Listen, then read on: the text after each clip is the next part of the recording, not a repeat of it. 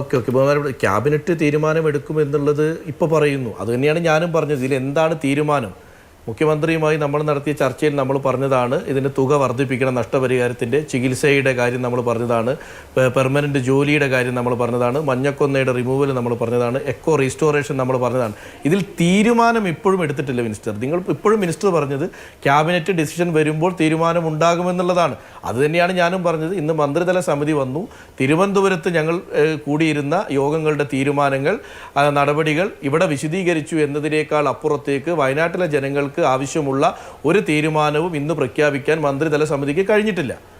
അത് കൃത്യമാണ്. അതിൽ ക്യാബിനറ്റ് തീരുമാനിച്ച് അത് പ്രഖ്യാപിക്കുമെന്ന് തന്നെയാണ് മിനിസ്റ്ററും പറഞ്ഞത്. ചികിത്സയുടെ കാര്യത്തിൽ അല്ലെങ്കിൽ ജോലിയുടെ കാര്യത്തിൽ. വയനാട്ടിലെ ഈ മന്ത്രിതല സമിതിയുടെ സന്ദർശനം കഴിഞ്ഞതിന് ശേഷമുള്ള അതിന്റെ പ്രോഗ്രസ് എന്താണെന്നുള്ളതാണല്ലോ ചോദ്യം. അതെന്താന്ന് വെച്ചാല് ഈ ജില്ലാ പഞ്ചായത്ത് പ്രസിഡന്റ് യോഗത്തിൽ ഇരുന്നിട്ട് അതിലൊരു പ്രോഗ്രസ് ഉണ്ടായിട്ടില്ല. ഓക്കെ, മിനിസ്റ്റർ പറയട്ടെ, പറയൂ. ഞാൻ പറഞ്ഞത് ജില്ലാ പഞ്ചായത്ത് പ്രസിഡന്റ് യോഗത്തിലിരുന്നില്ലല്ലോ, അതുകൊണ്ട് അദ്ദേഹത്തിന് ഇതിനെക്കുറിച്ച് ഒരു വ്യക്തതയും ഇല്ല. അത് യോഗത്തിൽ ഇരുന്നിരുന്നെങ്കിൽ ഇങ്ങനെ അദ്ദേഹം ഒരു അബദ്ധം പറയുമായിരുന്നില്ല. 28 കാര്യങ്ങളിൽ തീരുമാനമെടുത്തെന്ന് പറഞ്ഞു. 2 കാര്യങ്ങളിൽ അന്തിമ തീരുമാനം ക്യാബിനറ്റ് എടുക്കാൻ പറ്റും. ബാക്കി 26 കാര്യം തീരുമാനമെടുത്തു.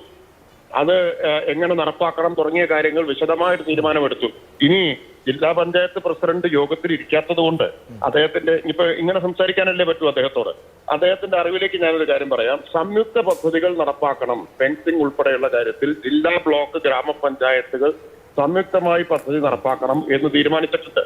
പ്രോജക്ട് വെച്ചത് അതിനാവശ്യമായിട്ടുള്ള ഭേദഗതികൾ, മാർഗനിർദ്ദേശങ്ങളിലും മറ്റും വരുത്തേണ്ടതുണ്ടെങ്കിൽ വരുത്താം.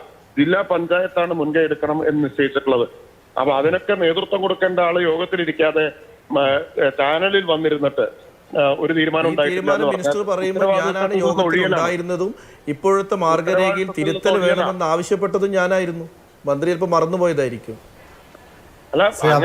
ഒരു കാര്യം മന്ത്രിയോട് ചോദിക്കാനുണ്ട്. ഒരു സെക്കൻഡ്, ഇതൊന്ന് കംപ്ലീറ്റ് ചെയ്തതിനു ശേഷം ഇറങ്ങിപ്പോയതാണല്ലോ.